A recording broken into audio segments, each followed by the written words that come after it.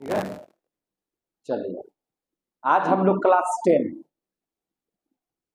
के बायोलॉजी का पहला चैप्टर पढ़ने जा रहे हैं।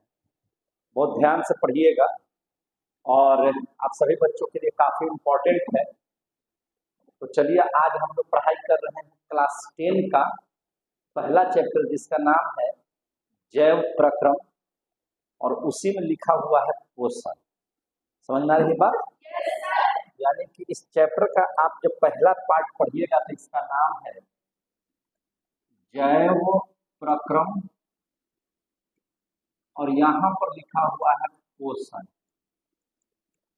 जैव प्रक्रम, जैव प्रक्रम को अंग्रेजी में हम लोग लाइफ प्रोसेस कहते हैं। क्या कहते हैं?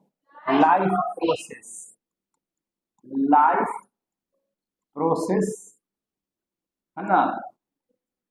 और पोषण को हम लोग क्या कहते हैं? न्यूट्रिशन।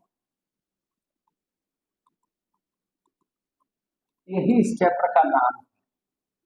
लेकिन इससे पूर्व कुछ बातें हम लोगों को समझना बहुत जरूरी है, ठीक है, ताकि आप इसके बारे में बढ़िया से संपर्क कर लीजिए या समझ लीजिए इस मैटर को, ठीक है ना। उसमें समझना क्या है इस बात को समझिए। सबसे पहला बात यह हम लोगों को जानना है कि हम लोग अभी पढ़ रहे हैं क्या चीज? बायोलॉजी। क्या पढ़ रहे हैं? बायोलॉजी। थोड़ा सा देख लीजिए हल्का सा, उसके बाद शुरू कर देंगे। बायोलॉजी, क्या नाम है इसका? बायोलॉजी। बायोलॉजी को हिंदी में क्या कहते हैं? जीव विज्ञान। क्या बोलते हैं मेरे भाई? जीव विज्ञान। जीव विज्ञान है ना, जिसमें जीवों का अध्ययन होगा। किसका अध्ययन होगा? जीवों का। अच्छा, बायोलॉजी में जीव भी दो तरह के हैं, एक सजीव और एक निर्जीव। तो बायोलॉजी में सजीवों का अध्ययन होता है कि निर्जीवों का? बायोलॉजी में अध्ययन हम लोग किसका करते हैं? दोनों का करते हैं। बायोलॉजी में किसका अध्ययन करते हैं? सजीवों का, है कि नहीं? हम इसमें निर्जीव का कहीं पढ़ाए हैं? ईटा पत्थर के बारे में कहीं पढ़ने के लिए है? जो भी है जीव के बारे में पढ़ने के लिए है। पहले आप लोग यहाँ पे हैं पर जल्दी बनाइए। यहाँ पे सबसे पहले बात ये है, लाइट जला दीजिए। यहाँ पे सबसे बड़ी बात वो वाला, हाँ यहाँ पे सबसे बड़ी बात इस बात को समझिए कि आप बायोलॉजी पढ़ रहे हैं, यानी कि बायो मने होता ही है सजीव। क्या होता है? सजीव। और लॉजी मने होता है अध्ययन। तो बायोलॉजी कहते हैं सजीवों का अध्ययन। क्या किसका अध्ययन करते हैं इसके अंतर्गत? सजीवों का अध्ययन। यहाँ पे हम लोग निर्जीव का कार्य करेंगे।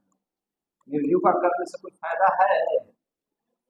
तो बायोलॉजी किसका अध्ययन है? सजीवों का।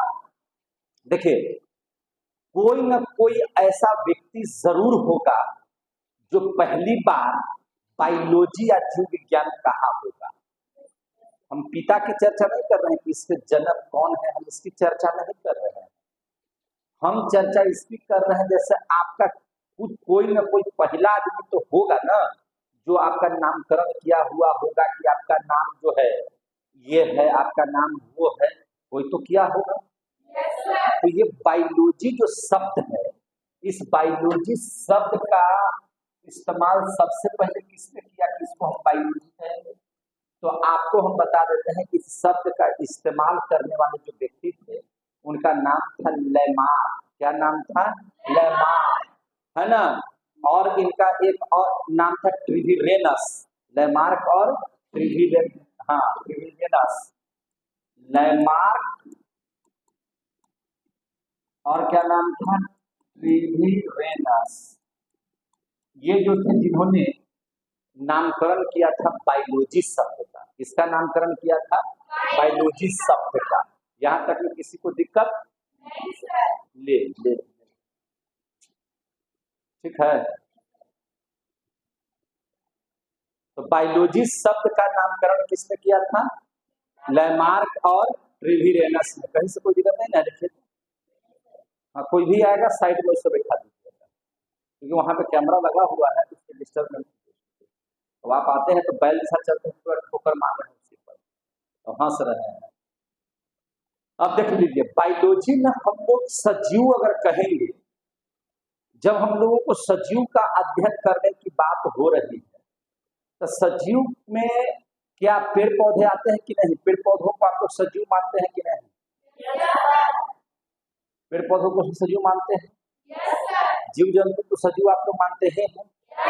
तो इस आधार पर बायोलॉजी को हम लोगों ने दो भागों में बांट दिया। कितना भाग में बांट दिया? दो भागों में। याद रखिएगा, बायोलॉजी को हम लोगों ने कितना भाग में बांट दिया? दो। एक को कहा बायोलॉजी को कि यह वनस्पति विज्ञान है। कौन सा विज्ञान है? वनस्पति विज्ञान।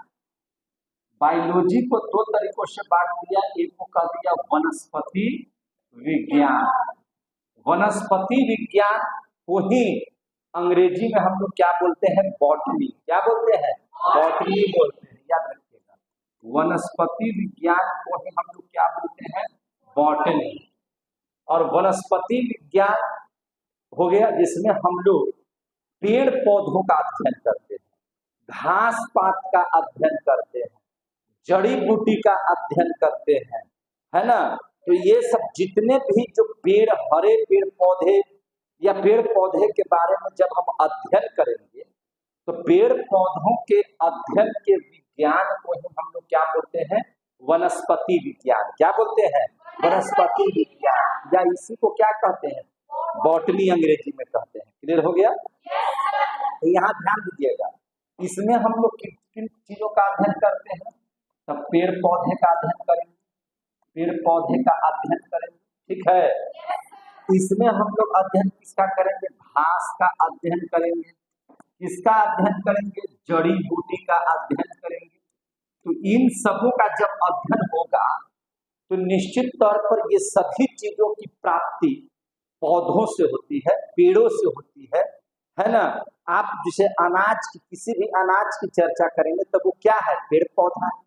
क्या है वो? पेड़ पौधा। तो ये सभी की चर्चा जब आप करेंगे तो उसको किसके अंतर्गत किया जाएगा? वनस्पति विज्ञान का। किसके अंतर्गत किया जाएगा? बॉटनी के अंतर्गत में किया जाएगा। कोई दिक्कत है यहाँ पे? अब देखिए, एक हो गया जहां पेड़ पौधे का अध्ययन किए, वनस्पति विज्ञान बॉटनी का है, बायोलॉजी का पहला पार्ट हो गया। और दूसरा पार्ट जहां हम लोग जीवों का अध्ययन करेंगे। किसका अध्ययन करेंगे? जीव का। यानी कि मैंने आदमी का अध्ययन करेंगे, जानवर का, जानवर में शेर, बाघ, हुरार, बिलार, मगरमच्छ, किल्ली, ऊंट, हाथी, जितना का अध्ययन कर रहे हैं, यहाँ तक कि जीवाणु, विषाणु, कीटाणु, जितना भी कवक, फंगाई, जितना भी सारा चीज है, इन सबों का अध्ययन करेंगे। सूक्ष्म जीव का, अमीबा का, किसी चीज का अध्ययन करेंगे तो ये सब किसके अंतर्गत में आ जाएंगे? जंतु के अंतर्गत में। किसके अंतर्गत में? जंतु के अंतर्गत में। तो वनस्पति विज्ञान, और यहाँ पे हम इसको क्या कहेंगे? जंतु विज्ञान। क्या कहेंगे इसको? जंतु विज्ञान। क्लियर हो गया? इसको क्या बोलेंगे? जंतु विज्ञान। जंतु विज्ञान को अंग्रेजी में क्या कहते हैं? जूलॉजी। क्या कहते हैं? जूलॉजी। जू माने जंतु और लॉजी मीन्स अध्ययन। जंतु का अध्ययन क्या कहलाता है? जंतु विज्ञान। बायो का मतलब क्या होता है? बायो माने सजीव और लॉजी माने अध्ययन, सजीवों का अध्ययन। इसमें निर्जीव का अध्ययन नहीं किया जाता, याद रखिएगा।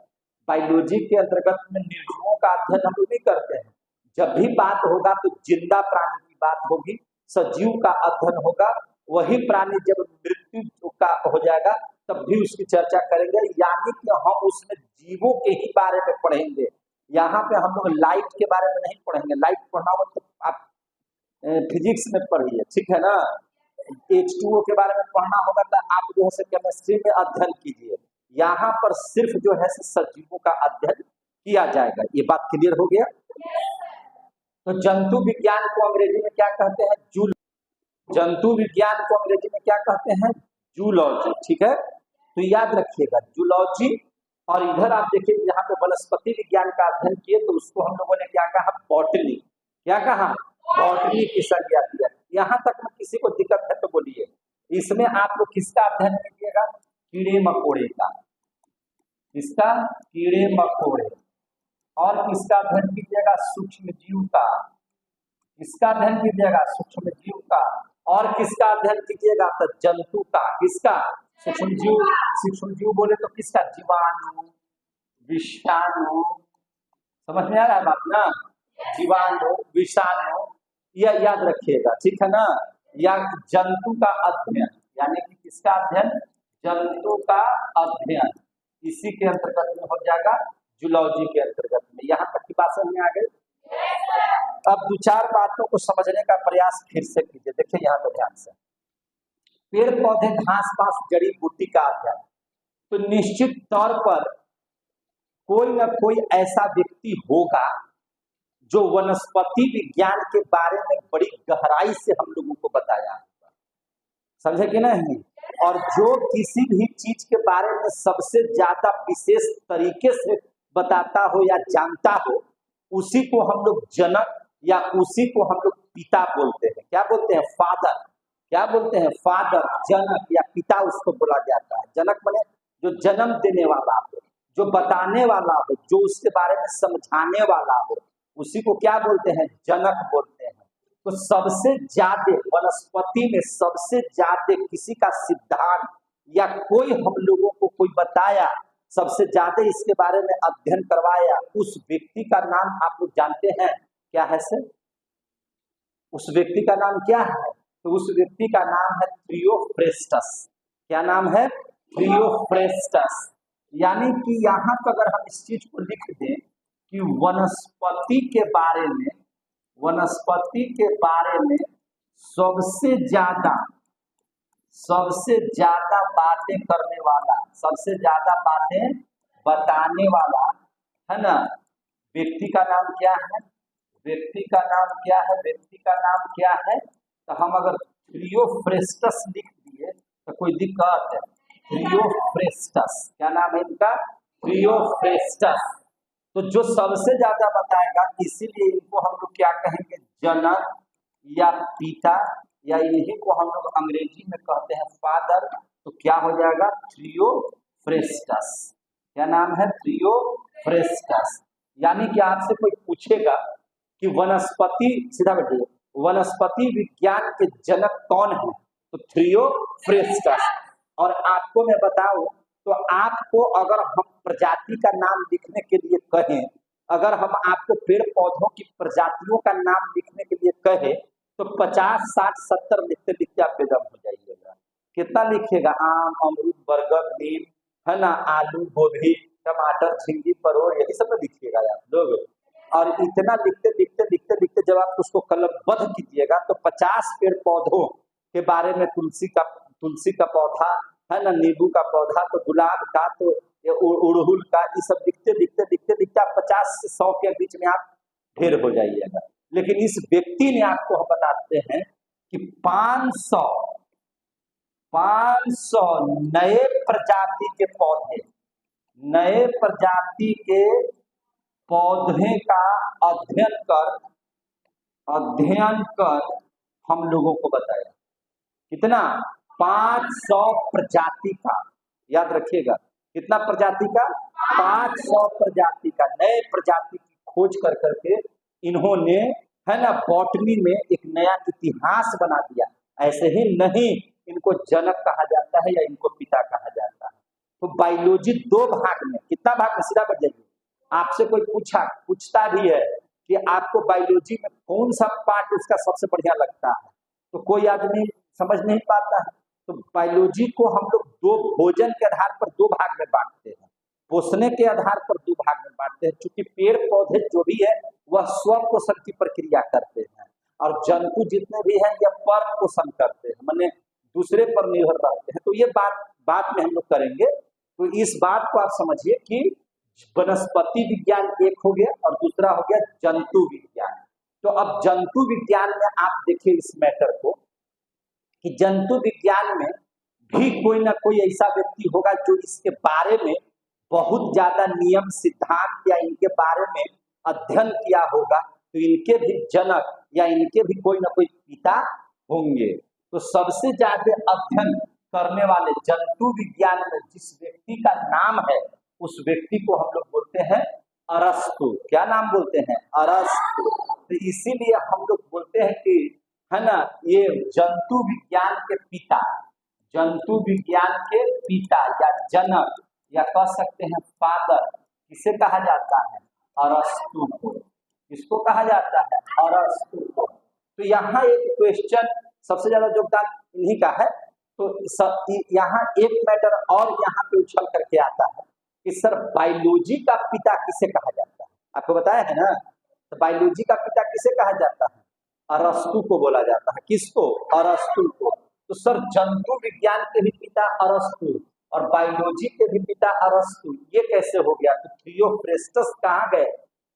तो बाबू देखिए, अरस्तु को इसलिए बायोलॉजी का पिता कहा गया है कि सबसे बड़ी बात आप समझिए, अध्ययन सबसे ज्यादा वनस्पति विज्ञान का होगा या जंतु विज्ञान का होगा, इस बात को आप समझ करके हमको बताइएगा।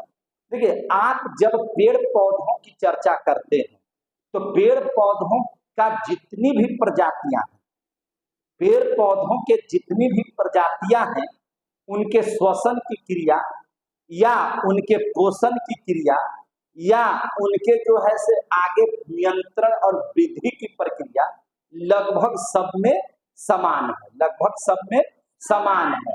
और ये जान लीजिए कि पेड़ पौधों की कुछ खास बातें निश्चित होती हैं कि जैसे जड़, तना, पत्ती, फूल, फल, चाहे जितना भी पेड़ पौधा हो, यही अध्ययन किया जा सकता है कि नहीं? थोड़ा बहुत जो है सिरा के आधार पर जो हम लोग पौधों को इधर उधर कर सकते हैं या मार्जिन के आधार पर हम लोग पेड़ पौधों के बारे में, मार्जिन बने है ना, पत्तियों के बाहरी भाग को क्या कहते हैं? मार्जिन, है ना। कुछ की पत्तियां जो होती है से कटी छटी होती है, कुछ की पत्तियां जो है से कटी छटी नहीं होती है ना। लेकिन जितने भी पेड़ पौधे हैं, उन सभी पेड़ पौधों का जो पोषण की प्रक्रिया है लगभग समान है, लगभग क्या है? समान है। लेकिन सबसे बड़ी बात यह है कि आप जंतु के बारे में देखिए, तो जंतुओं में आप कीड़े मकोड़े का सारा चीज अलग, इसके बाद सूक्ष्म जीवों का सारा चीज अलग, जंतु में भी मनुष्य के सारा चीज अलग, है ना। छिपकली का अलग, तो ऊंट का अलग, तो हाथी का अलग, तो अन्य चीजों का अलग, तो घोंघा के अलग, तो सीप का अलग, तो मोती का अलग, समुद्री जीव का अलग, तो स्थलीय जीव का अलग, तो उभयचर का अलग, सभी जीवों का इसमें अध्ययन है। और इसमें सिर्फ जड़, तना, है ना, पत्ती, फूल, फल से काम नहीं चलेगा। अब अगर आप एक मनुष्य की भी चर्चा करेंगे तो मनुष्य के बहुत सारे अंग हैं, तो आंख है, कान है, नाक है, जीभ है, त्वचा है, पाचन तंत्र है ना, उत्सर्जन तंत्र, परिवहन तंत्र, तनी मनी तंत्र की चर्चा नहीं करना है। उसके बाद लीवर है, किडनी है, तो बहुत सारे चीजों का इसमें अध्ययन करने की आवश्यकता है। अगर हम एक का करेंगे तो एक के काम कर लेने से पूरे जंतु के आप सारे चीजों के बारे में नहीं जान पाएंगे। जंतु में आप स्वयं से अगर अध्ययन करेंगे तो अगर किसी कीड़े मकोड़े की चर्चा कर रहे हैं तो एक प्रकार के कीड़े मकोड़े की आप चर्चा कीजिएगा तो उसी प्रकार के जीवों के बारे में आप बता सकते हैं। कीड़े मकोड़े के अंदर में जो सारी प्रक्रियाएं होती हैं वो मनुष्य के अंदर में नहीं हो सकती, और मनुष्य के अंदर में जो सारी प्रक्रियाएं हैं वो अन्य जंतुओं के अंतर्गत में नहीं हो सकती है। इसीलिए इसका अध्ययन बहुत बड़ा अध्ययन हो जाता है। लेकिन पेड़ पौधों में बहुत सारी ऐसी बातें हैं जो कॉमन हो जाती हैं, जो क्या हो जाती हैं? कॉमन। तो इनका अध्ययन करना इसकी तुलना में काफी आसान है। इसमें जितना थ्योरी होगा उससे काफी कम थ्योरी आपको वनस्पति विज्ञान में आपको देखने को मिलेगा। यानी कि इस पर काम ज्यादा है, तो निश्चित है कि जिस पर काम ज्यादा होगा इसका काम इसलिए ज्यादा है कि इसमें अंग भी ज्यादा है ना, इसमें संख्या भी ज्यादा है, और इसमें सभी अलग अलग तरह के सारे क्रियाएं होती हैं इसके अंतर्गत में। लेकिन इसके अंतर्गत में बहुत सारी क्रियाएं सेम तरीके से होती हैं। तो इनका अगर 2, 4, 10, 20, 50 सिद्धांत होगा जो सब पर लागू होगा, लेकिन इसमें हर जीवों के लिए अलग अलग सिद्धांत होंगे। तो निश्चित तौर पर अरस्तु को, है ना, थियोफ्रेस्टस की तुलना में बहुत ज्यादा यहाँ पे सिद्धांत, नियम, सारा चीज प्रतिपादित करना पड़ा होगा। तो दोनों में आप हमको अब बताइए कि सबसे ज्यादा अध्ययन थियोफ्रेस्टस का होगा कि अरस्तु का होगा? सबसे ज्यादा पढ़ना वनस्पति विज्ञान में होगा कि जंतु विज्ञान में होगा? सबसे ज्यादा नियम कानून वनस्पति विज्ञान में होगा कि जंतु विज्ञान में होगा? क्या पेड़ पौधों के आंख के चर्चा करना है, नाक के चर्चा करना है, इसका जो है मैंने खाने के तरीका का चर्चा करना है, इसका उत्सर्जन का बहुत ज्यादा चर्चा करना है? नहीं, लेकिन इसका हर चीज का बहुत ज्यादा करना है। अब पाचन क्रिया है तो पाचन में दांत है, लार है ना, एसोफेगस है, पेट है, छोटी आंत, बड़ी आंत है ना, करते करते बहुत सारे चीजों का अध्ययन करना पड़ता है। इसीलिए अरस्तु को थियोफ्रेस्टस से बायोलॉजी में ज्यादा काम करना पड़ा है। इसीलिए पूरे बायोलॉजी के पिता के तौर पर अगर देखा जाए तो अरस्तु का नाम आता है। इसीलिए इस हिसाब से आप कह सकते हैं कि बायोलॉजी का पिता किन्हें कहा जा सकता है? तो बायोलॉजी का पिता अरस्तु को कहा जाता है। किसको कहा जाता है? अरस्तु को कहा जाता है। यहाँ तक की बात कितने बच्चों को समझ में आ गया समझ में सबको? पूरी बातें समझ में आ रहा है? तो अगर आपसे कोई भी व्यक्ति पूछे कि बाबू ये बताओ कि बायोलॉजी का पिता किसे कहते हैं, तो किनका नाम लीजिएगा? वनस्पति का पिता किसे कहा जाता है? और जीव जंतु विज्ञान का पिता किसे कहा जाता है? बायोलॉजी को अंग्रेजी में हम बायोलॉजी को हिंदी में क्या कहते हैं? जीव विज्ञान। जीव विज्ञान के अंतर्गत में सजीवों का अध्ययन होता है कि निर्जीवों का अध्ययन होता है? बायोलॉजी को कितना पार्ट में बांटा गया है? कौन कौन पार्ट में? क्या आपको ज्यादा पढ़ने में वनस्पति विज्ञान मन लगता है कि जंतु विज्ञान? सबका अलग अलग चॉइस हो सकता है। आपका हो सकता है कि पेड़ पौधों पर ज्यादा काम करने का मन करता हो, किसी को जंतु विज्ञान। अब देखिए ना, उसमें भी क्या है, जंतु विज्ञान में दिमाग का अलगे डॉक्टर, तो नाक का अलगे डॉक्टर, तो कान का अलगे, तो आंख का अलगे, है कि नहीं है? तो इतना डॉक्टर इसमें है। अब पेड़ पौधा में उतना डॉक्टर देखे हैं? तो सीधी सी बात है कि बायोलॉजी में वनस्पति विज्ञान की तुलना में बहुत ज्यादा अध्ययन करना है जंतु विज्ञान में। इसलिए भाई जंतु विज्ञान के जो जनक है पूरे बायोलॉजी के जनक कहलाते हैं। क्लियर हो गया कि नहीं हो गया? अगर यहाँ तक की बात अगर समझ में आ गई तो अब हम लोग विषयगत बात पर चले, जो इस चैप्टर का नाम है। कोई दिक्कत है? तो आगे बढ़े? तो चलिए हम पेज बदल देते हैं और आगे बढ़ जाते हैं। कोई दिक्कत? चाय रखे हुए तो पी लेते हैं, इसको पीते पीते भी काम करते हैं।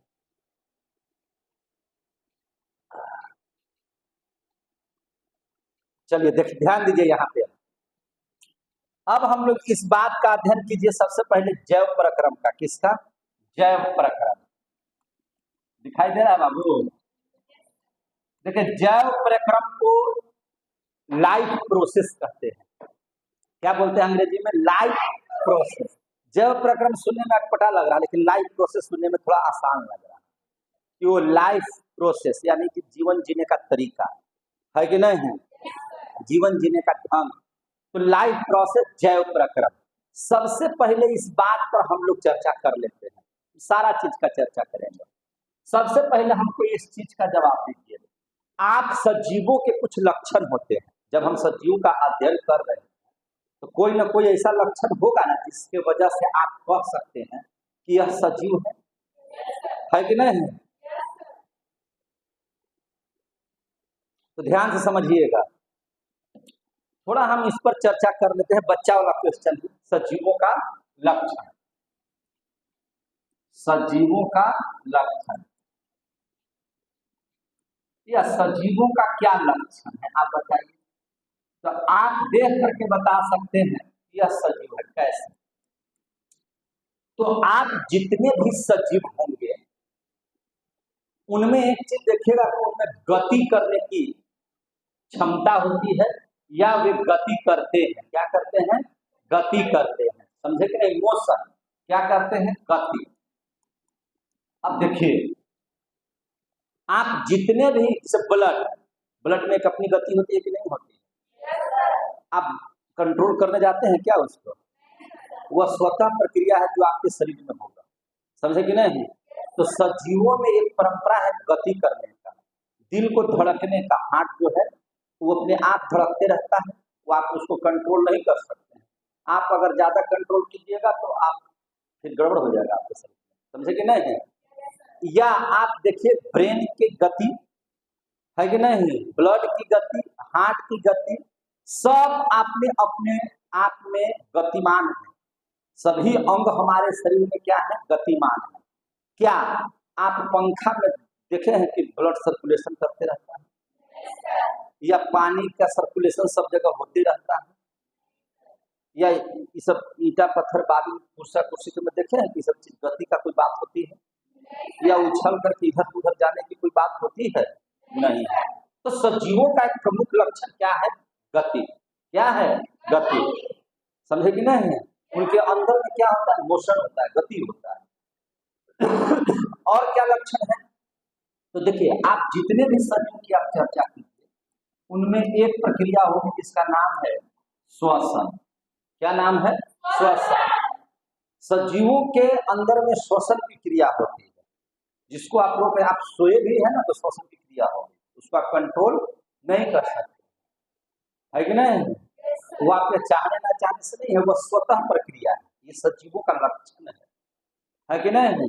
अभी तो आप लोग रुकियो सकते हैं, रात में रुकिएगा नहीं, वो अपने स्वतः चलती रहेगा। समझे कि नहीं? तो श्वसन की जो प्रक्रिया है या सजीवों का क्या है? लक्षण के अंतर्गत में आता है। आप देखिए एक और है सजीवों का लक्षण, उत्सर्जन।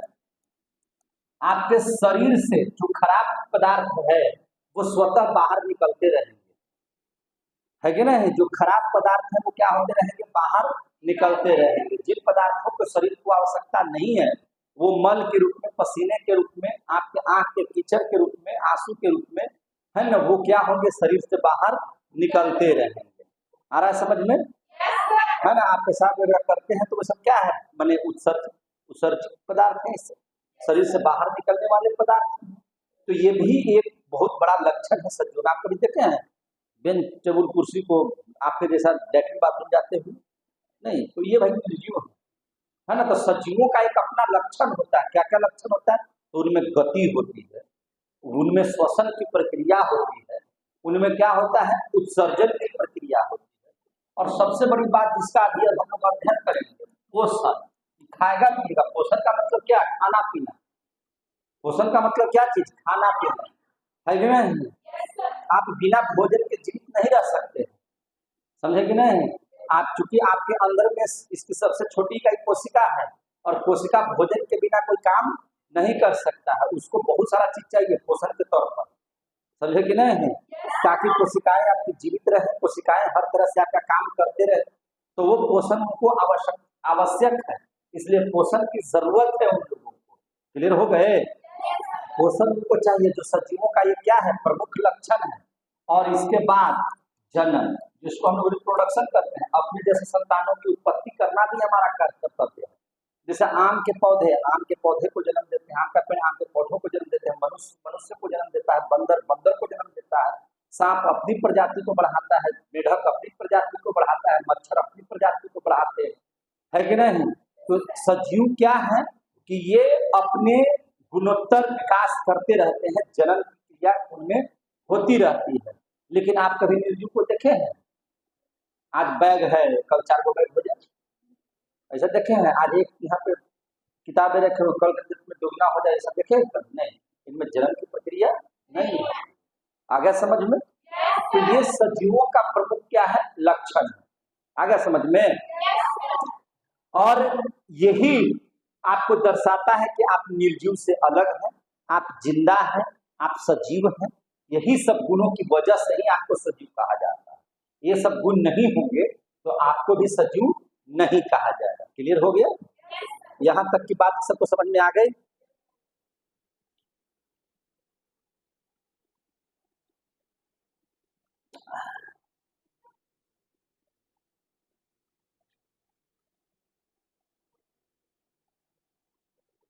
चलिए आगे देखिए। अब ये जो खत्म कर देगा क्या है?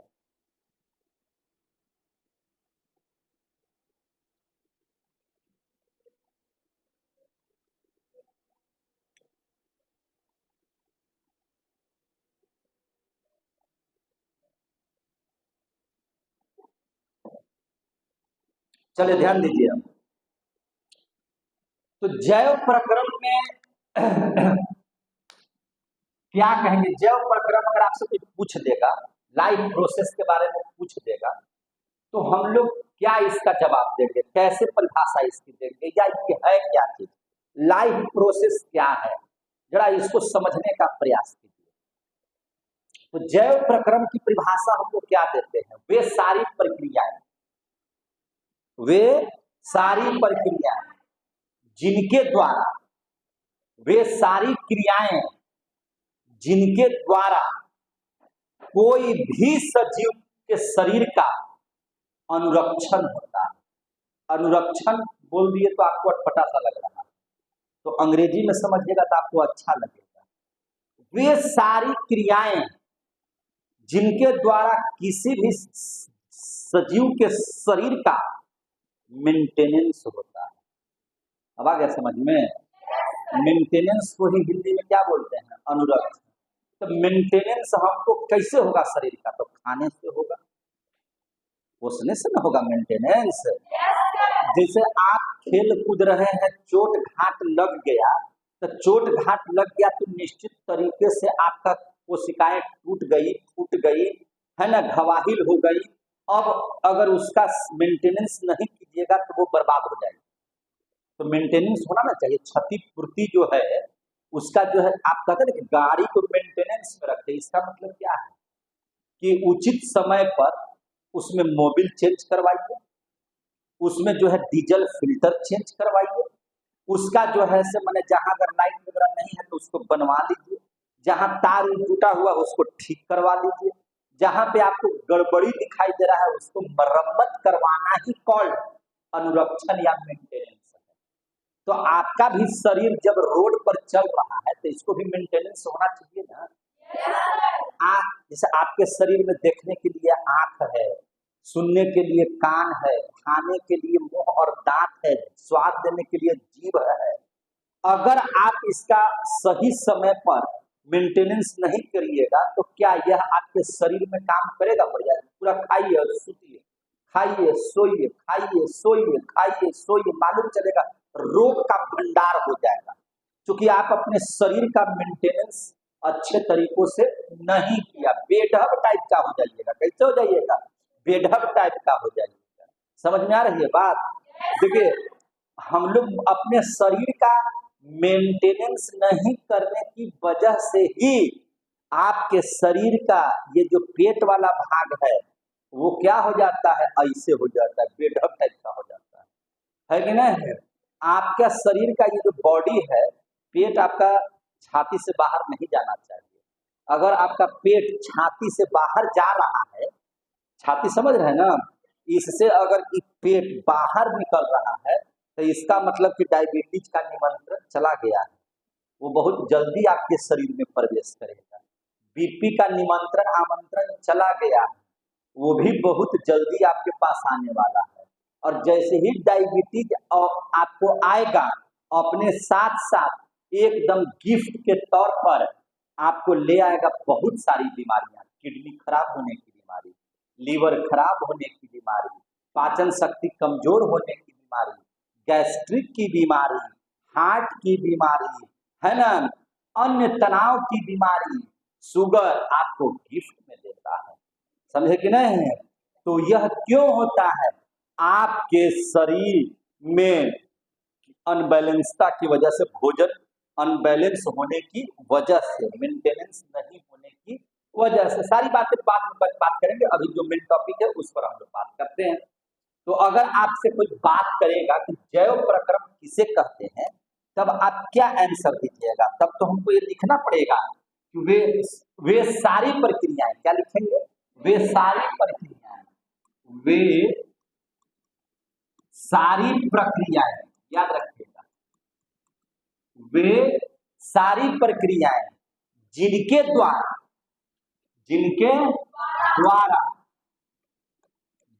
द्वारा सजीव शरीर, किनका शरीर? सजीवों का शरीर। तो सजीव शरीर का अनुरक्षण, सजीव शरीर का क्या होता है? अनुरक्षण। अनुरक्षण माने मेंटेनेंस, क्या चीज, अनुरक्षण का मतलब क्या चीज, मेंटेनेंस होता है, मेंटेनेंस होता है। इसी को हम लोग क्या कहते हैं, जैव प्रक्रम। क्या बोलते हैं, जैव प्रक्रम। आगे समझ में। तो भैया मेंटेनेंस करने के लिए क्या क्या जरूरत है, यानी कि हम पूछ सकते हैं कि हम एक सजीव को जिंदा रहने के लिए, जीवित रहने के लिए क्या क्या चीज की जरूरत है। जैसे एक क्वेश्चन कर देते हैं कि जीवित रहने के लिए, रहने के लिए क्या क्या जरूरत है, जीवित रहने के लिए क्या क्या जरूरत है। तो जीवित रहने के लिए आप पहला बार जानते हैं कि श्वसन क्रिया की जरूरत है। कोई भी सजीव अगर जीवित रहे उसके लिए सबसे बड़ी चीज क्या है, श्वसन क्रिया। और श्वसन क्रिया का मेंटेनेंस होना चाहिए कि नहीं होना चाहिए। क्या पाचन क्रिया की जरूरत नहीं है, पाचन क्रिया की भी जरूरत है। किसी भी जीव शरीर को जीवित रहने के लिए किसकी जरूरत है, पाचन क्रिया की जरूरत है, उत्सर्जन क्रिया की जरूरत है। समझ में आ रही है बात। उसके बाद इसको और क्या चाहिए, तो परिवहन क्रिया चाहिए। परिवहन भी होना बहुत जरूरी है। परिवहन का मतलब है कि भैया अगर ब्लड क्या करता है, किसी में परिवहन का ना कार्य करता है। जितने भी पोषक पदार्थ है उन सभी पोषक पदार्थों को अपने में क्या करता है, इधर से उधर दौड़ाते रहता है। जिसको जिस पोषक पदार्थ की आवश्यकता होती है वह पोषक पदार्थ आपके शरीर को मिल जाता है। तो ये परिवहन का काम करता है ब्लड, है कि नहीं। अब इसके बाद क्या है, ये सभी जितने भी चीज आप पढ़ रहे हैं ये सभी जैव प्रक्रम है। सब क्या है, जैव प्रक्रम। यानी कि आपके शरीर को मेंटेनेंस करने के लिए इन लोगों की आवश्यकता है, समझे कि नहीं। अगर इसका मेंटेनेंस होता रहेगा तभी आप जीवित रह सकते हैं, अन्यथा भगवान को क्या हो जाएंगे, प्यारे हो जाएंगे। आ गया समझ में। यानी कि इन सभी चीजों की प्रक्रियाओं को पूरा करने के लिए, जैसे आप अभी पढ़ रहे हैं, हम उठे दो चार थप दे दिए, तो दो चार थप अगर दे दिए नहीं सुनाने के बाद, इसका मतलब कि वहां की कोशिकाएं क्षतिग्रस्त हो गई। पिटाने का मतलब क्या है कि कोशिकाएं क्षतिग्रस्त हो गई। तो उन कोशिकाओं को क्षतिग्रस्त से बढ़िया बनाने के लिए मेंटेनेंस करने की जरूरत होगी, तो आपको खाना पड़ेगा। तो इसमें सबसे बड़ी बात क्या है, पोषण की आवश्यकता होती है। किसकी आवश्यकता होती है, पोषण की आवश्यकता होती है। तब इसके बाद दूसरा जो आइटम हम लोग पढ़ेंगे वो पढ़ लेते हैं जरा सा पोषण के बारे में। किसके बारे में, पोषण के बारे में।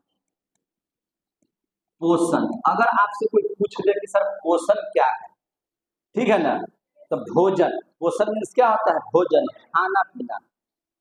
आपके शरीर की कोई भी कोशिकाएं हो, और कोशिका का नाम हम इसलिए बोल रहे हैं, अंग नहीं बोल करके, कि अंग का भी सबसे छोटा इकाई क्या है, कोशिका। आप आंख का नाक जीभ, तो इसका भी कोई ना कोई कोशिका से ही बना है। क्योंकि आपने पढ़ा है कि कोशिका आपस में, एक समान कोशिका आपस में मिल करके उत्तक का निर्माण करती है, और उत्तक आपस में मिल करके एक अंग तंत्र का निर्माण करते हैं, और वह अंग तंत्र आपस में मिल करके अंग का निर्माण करता है, और अंग जो है आपस में मिल करके, है ना, एक जीव के शरीर की रचना करता है। यानी कि किसी भी जीव शरीर का सबसे छोटा इकाई कोशिका ही है। तो इसीलिए हम बार बार सेल का या कोशिका का नाम ले रहे हैं कि भोजन करना इसलिए आवश्यक है ताकि उसकी सबसे छोटी इकाई कोशिका तक आपके भोजन के अंदर में पाए जाने वाले पोषक तत्व पहुंच जाए और उनकी क्षतिपूर्ति पूरी हो जाए। क्षतिपूर्ति पूरी होने को ही अनुरक्षण कहा जाता है। तो यानी कि उसका मेंटेनेंस कैसे होगा, तो जैव प्रक्रम का यानी कि लाइफ प्रोसेस का, है ना, मेंटेनेंस होगा न्यूट्रिशन से।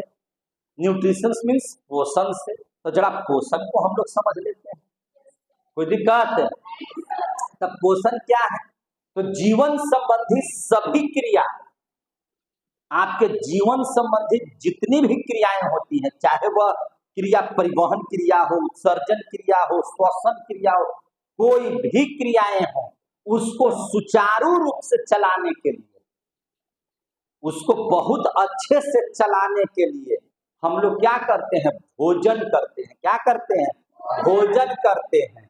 और उसी चीज को हम लोग क्या कहते हैं, पोषण कहते हैं। क्या कहते हैं, पोषण कहते हैं। कोई दिक्कत है तो बोलिए जरा सा।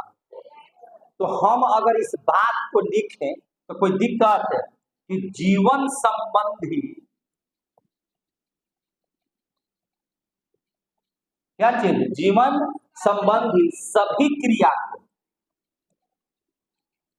सभी क्रिया को सुचारू रूप से, कैसे, सुचारू रूप से, कैसे, सुचारू रूप से, है कि नहीं, चलाने के लिए, सुचारू रूप से चलाने के लिए, चलाने के लिए पोषण करते हैं। क्या करते हैं, पोषण करते हैं। क्लियर हो गया। जीवन संबंधी सभी क्रियाओं को सुचारू रूप से चलाने के लिए क्या करते हैं, हम लोग पोषण करते हैं। समझे कि नहीं। जैसे टूटी फूटी कोशिकाओं को मरम्मत के लिए क्या जरूरत है, पोषण की जरूरत है। जैसे आपका जो हल्का फुल्का टूटी फूटी कोशिकाओं के मरम्मत के लिए, किस लिए, मरम्मत के लिए क्या चीज का जरूरत है, पोषण, पोषण करते हैं। सीधी सी बात है। टूटी फूटी कोशिकाओं को मरम्मत करने के लिए क्या करते हैं, पोषण करते हैं। अगर नहीं आप पोषण कीजिएगा तो फिर वो कोशिकाएं क्षतिग्रस्त हो जाएंगी, और बड़ी मात्रा में अगर कोशिकाएं क्षतिग्रस्त होंगी तो आपका अंग क्षतिग्रस्त हो जाएगा।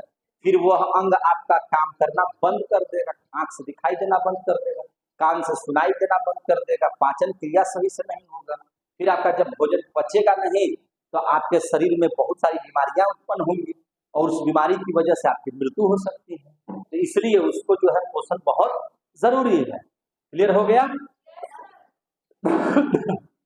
अब ध्यान दीजिए, देखिए आपसे कोई पूछेगा कि आखिर यह पोषण की जरूरत क्यों है, ये हम लोग जो भोजन करते हैं इसकी जरूरत काहे पड़ती है भाई, क्यों हम लोग भोजन करते हैं। तो सबसे पहला बात तो अभी हम लोग लिखे, जीवन को सुचारू रूप से चलाने के लिए, जीवन को सुचारू रूप से चलाने के लिए हम लोग क्या करते हैं, पोषण करते हैं। चलाने के लिए क्या करते हैं, पोषण करते हैं। समझ में आ रही है बात। जीवन को सुचारू रूप से चलाने के लिए क्या करते हैं, पोषण करते हैं। इसमें कहीं कोई डाउट है तो बोल दीजिएगा। दूसरी बात, और क्यों पोषण करते हैं, तो भैया आप जब भोजन करते हैं तो उससे ऊर्जा की प्राप्ति होती है। बिना आप भोजन किए हुए ऊर्जा ग्रहण नहीं कर सकते हैं। आपको अगर इस बात पर विश्वास नहीं है तो आप एकाध दिन सह करके देख लीजिए, सुबह का मुंह खिला हुआ और शाम में मुंह कौवा जैसा खुला हुआ, है ना। सुबह का चेहरा खिला हुआ, क्योंकि रात का भोजन तो आपके शरीर में है, जो आपको लग रहा है कि हम बहुत अच्छा से हैं, लेकिन जैसे ही आपका सुबह का मुंह, सुबह का चेहरा खिला हुआ है, वैसे ही जैसे जैसे समय मिलेगा और भोजन नहीं मिलेगा तो आपका मुंह कौवा के जैसा खुला हुआ मिलेगा। सुबह में खिला हुआ और शाम में मतलब भोजन नहीं। अब भोजन नहीं मिल रहा तो आंख अलगे टिटिया रहा है, कान अलगे टिटिया रहा है ना, कुछ लग रहा तो नीमन नहीं लग रहा, हाथ गोड़ अलगे टटा रहा है, आज की रात हो जाएगा, है कि नहीं। तो ये प्रक्रियाएं हो जाए।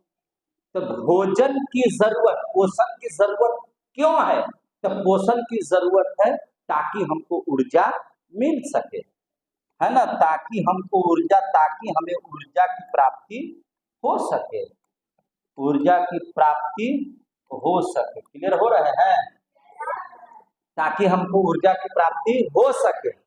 और क्यों जरूरत है, तो भैया टूटा फूटा कोशिका की मरम्मत हो सके, टूटा फूटा कोशिका की मरम्मत हो सके। आ रहा समझ में। तो हम गलत थोड़ी बता रहे हैं कि आपको पोषण करना गलत बात है, खाना जरूरी है कि नहीं है।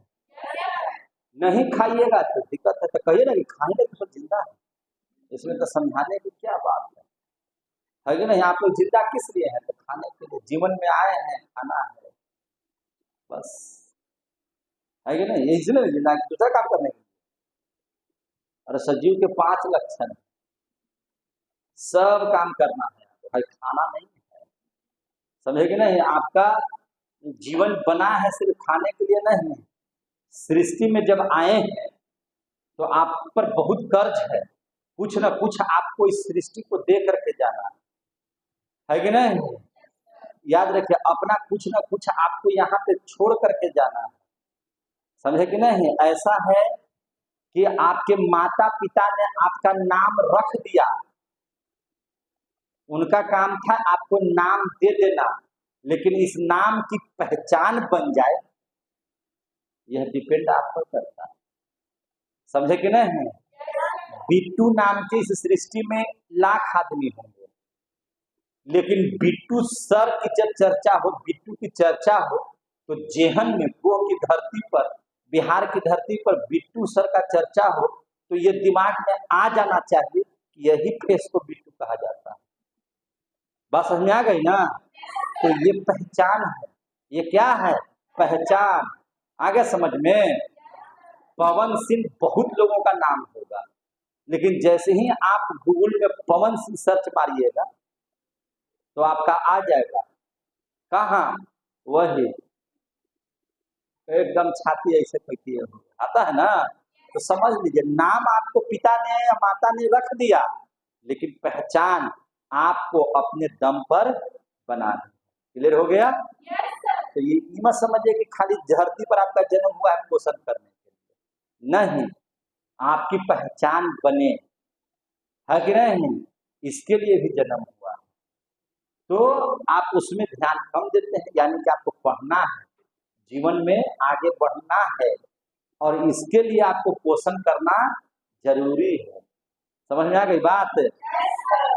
तो टूटा फूटा कोशिका। अब यहाँ पे एक बात को समझ लीजिए कि सर भोजन में क्या होता है कि टूटी फूटी कोशिकाओं का मरम्मत हो जाता है, या हमें शरीर को ऊर्जा मिल जाती है। कोई ना कोई तो उसमें चीज होगा, उस पोषण में कोई ना कोई चीज तो होगा जो इतना वर्क करता है। भोजन में आखिर होता क्या है, तो देखिए, इस बात को समझिए। अच्छा क्वेश्चन है आपका, इसको समझना भी बहुत जरूरी है, तो समझ लीजिए। देखिए, आप जैसे ही पोषण करते हैं, क्या करते हैं, पोषण करते हैं, तो आप जैसे ही पोषण कीजिएगा, तो पोषण का मतलब है कि आप जैसे ही भोजन कीजिएगा, तो आप चाहे जो भोजन कीजिए, देखिए, चावल, दाल, हरी साग सब्जी,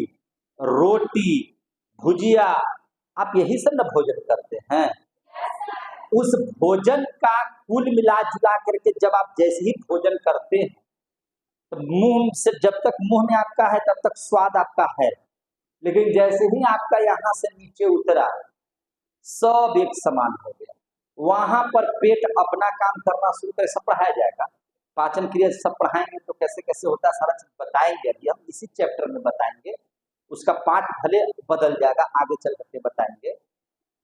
आप जाते हैं तो आपके शरीर में पेट है, लीवर है, अग्न्याशय है ना, उसके बाद छोटी आंत है, बहुत सारी प्रक्रियाओं से उसको गुजरना पड़ता है। आपके भोजन करने के बाद पेट में कैसे भोजन पचता है, पाचन क्रिया में हम पढ़ाएंगे, इसी चैप्टर में पढ़ाएंगे।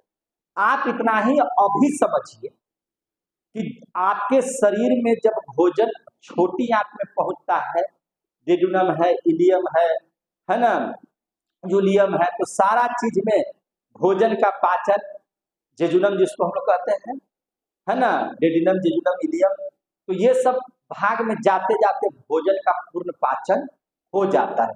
पाचन का मतलब होता है टूटना, भोजन को टूटना, और टूटने का मतलब होता है कि उसमें से इंपॉर्टेंट चीज को बाहर निकाल लेना, है कि नहीं, उसमें से इंपॉर्टेंट चीज के रूप में जो भी है उसको बाहर नहीं। तो सब भोजन में क्या क्या चीज है, तो देखिए क्या क्या चीज है। आप जब भोजन करते हैं तो आपके शरीर में जितना मशीन लगा हुआ है, जैसे आप सरसों का तेल पिराते हैं ना मशीन में, तो क्या करता है वह मशीन, तो वह मशीन में आप सरसों डाल देते हैं, महीन जो दाना आता है उसके बाद आप स्थिर से बैठे रहते हैं और देखते रहते कि अरे टप टप तेल निकल रहा है कि नहीं? क्या निकल रहा है? टप टप तेल निकल रहा है और एक ठोस पदार्थ भी बाहर निकल रहा है। वो अपशिष्ट पदार्थ है, लेकिन उसका हम लोग जिसको खर्री कहते हैं, जो जानवर उनवर को फिर हम लोग देते हैं, समझे कि नहीं है? लेकिन वो अपशिष्ट पदार्थ है। तो आपके शरीर में जब भोजन करते हैं तो तेल रूपी जो पदार्थ है, तेल नहीं, तेल रूपी माने उसी टाइप से आपके शरीर में बहुत सारा भोजन में चीज है, समझे कि नहीं? और वह चीज निकाल लिया जाता है और जो अपशिष्ट पदार्थ बच जाएगा, जिसकी जरूरत नहीं है, वह मल के द्वारा हम लोग शरीर से उसको बाहर निकाल देते हैं। जो जिसका यूज नहीं है, भोजन तो बहुत किए, लेकिन जितना उसमें से जो मटेरियल है, हमारे शरीर के अंदर में जो प्रक्रियाएं हैं छोटी आंत की, वो सब सारा चीज निकाल करके ब्लड को दे देता है, ब्लड में सारा चीज हो जाता है और ब्लड सगरो लेकर के उसको चलते रहता है और जिसको जो जो चीज की जरूरत है वह चीज उसको लेते जाता है। आ रहा समझ में ना? तो सर भोजन में क्या क्या चीज है? तो देखिए ध्यान से, भोजन में आपका है कार्बोहाइड्रेट। क्या है? कार्बोहाइड्रेट। आप जब भोजन करते हैं ना तो उसमें पाया जाता है कार्बोहाइड्रेट। कार्बोहाइड्रेट सबसे पहले, सबसे आसानी से और सबसे ज्यादा ऊर्जा देता है आपके शरीर को। क्या देता है? ऊर्जा। जब आप थक जाते हैं कोई भी कार्य करते करते, तो आप देखते हैं थोड़ा बहुत आप जैसे ही कुछ खाइएगा तो खाने के बाद फिर से आपको वो एनर्जी प्राप्त हो जाती है। तो क्यों हो जाती है? क्योंकि उस भोजन में कार्बोहाइड्रेट है जो शरीर को मिल गया, और जैसे ही कार्बोहाइड्रेट कोशिकाओं को मिलेगा, उन कोशिकाओं के अंदर में ऊर्जा की उत्पत्ति होगी और यही ऊर्जा संचित होकर के हमारे शरीर को जब मिलेगी तो हमारा शरीर जो है ऊर्जावान हो जाएगा और फिर से काम को करने के लिए हम लोग तैयार हो जाएंगे। तो भोजन में, आपके पोषण में सबसे इंपॉर्टेंट चीज क्या है? कार्बोहाइड्रेट। क्या है? कार्बोहाइड्रेट। सर ये कार्बोहाइड्रेट क्या क्या खाने से मिल जाएगा? तो आप जब चावल खाते हैं, क्या खाते हैं? चावल। आप जब चावल खाते हैं, रोटी खाते हैं, आलू खाते हैं, तो इन सारे चीजों में आपको क्या मिल जाएगा? कार्बोहाइड्रेट। देखिए रोटी में तो प्रोटीन भी पाया जाता है, याद रखिएगा। रोटी में क्या पाया जाता है? प्रोटीन भी पाया जाता है। लेकिन शुद्ध तरीके से अगर आपको कार्बोहाइड्रेट लेना है तो आप चावल खाइए, आलू खाइए, तो आपको पूरा हजहजा के कार्बोहाइड्रेट मिलेगा। हजहजाना समझते हैं ना? भरपूर मात्रा में, है कि नहीं? पूरा कस के आपको कार्बोहाइड्रेट मिलेगा जो आपके शरीर को बहुत जल्दी ऊर्जा दे देता है। तो चावल आपको क्या देता है? कार्बोहाइड्रेट। आलू खाते हैं तो क्या देता है? कार्बोहाइड्रेट, जो आपके भोजन में उपलब्ध है। दूसरा चीज सर क्या मिलता है खाने से? तो देखिए, आप जब भोजन करते हैं तो प्रोटीन मिलता है। क्या मिलता है? प्रोटीन। तो प्रोटीन की प्राप्ति होती है और प्रोटीन आपके शरीर के वृद्धि के लिए, आपके कोशिकाओं को बढ़ने के लिए, कोशिकाओं की मरम्मत करने के लिए, है ना, आपके शरीर को फिट रखने के लिए प्रोटीन की बहुत बड़ी आवश्यकता है। आपके शरीर में अनेकों ऐसे प्रोटीन हैं जो आपके शरीर के पाचन क्रिया में मदद करते हैं, आपके शरीर के अन्य क्रियाओं में मदद करते हैं। इसलिए प्रोटीन का भोजन में होना जरूरी है। तो सर प्रोटीन कहाँ मिलेगा? तभी तो नाम ये थे कि रोटी में भी प्रोटीन पाया जाता है, लेकिन हजहजा के प्रोटीन कने से मिलेगा? तो जितना दलहन वाला, जिससे दाल की प्राप्ति होती है, जिस जिस चीज से दाल की प्राप्ति होती है, उस चीज में प्रोटीन आपको भरपूर मिलेगा। जैसे राहड़ के दाल खाते हैं, राहड़ जिसको हम लोग शुद्ध भाषा में अरहर बोलते हैं।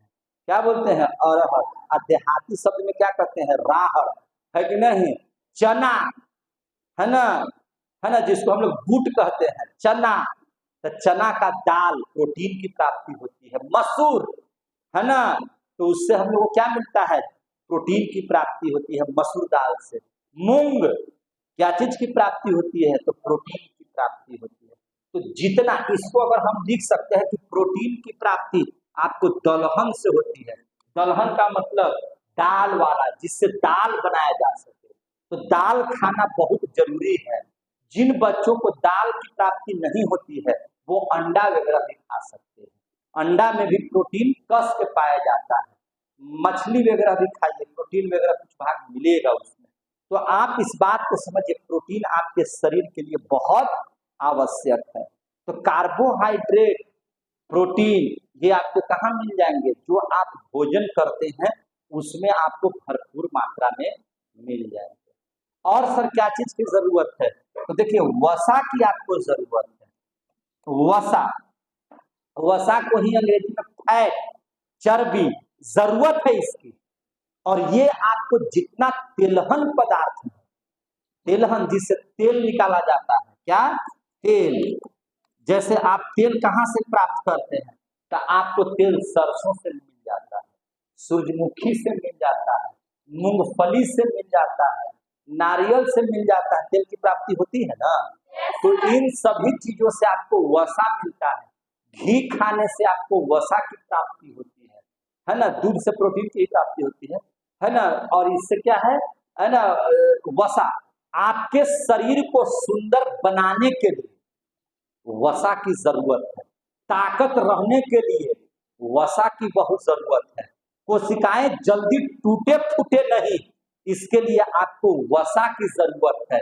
वसा होगा तो आपका शरीर बनेगा, हेल्दी रहिएगा, बढ़िया लगेगा, पूरा फूला फूला नजर आएगा, है ना। शरीर में जान नजर आएगा। और देखते हैं पहलवान को कितना सब WWE में लड़ता है, एक फैट उसको आपको अगर मार देगा तो पहुंच जाइएगा। लेकिन उन लोगों को कुछ होता है, क्यों नहीं होता है?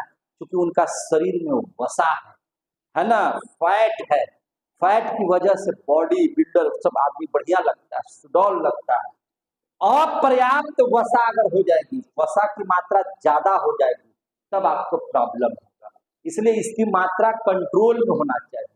तो फिर आप ज्यादा अगर इसको कंट्रोल नहीं कर पाइएगा तो आपका शरीर मोटापा हो जाएगा, पेट लेदक्कड़ हो जाइएगा, लेदक्कड़, लेदा निकल जाएगा, लेदा, है ना। समझते ना देहाती भाषा में लेदा किसको बोलते? पेट को ज्यादा बाहर निकलने की प्रक्रिया इसको लेदा, है कि नहीं? उसको हम लोग क्या कहते हैं? लेदा। पेट बाहर निकल गया, खूबसूरती आपकी समाप्त, है कि नहीं? पेट आपका रहना चाहिए, थोड़ा थोड़ा निकला हुआ है कि नहीं?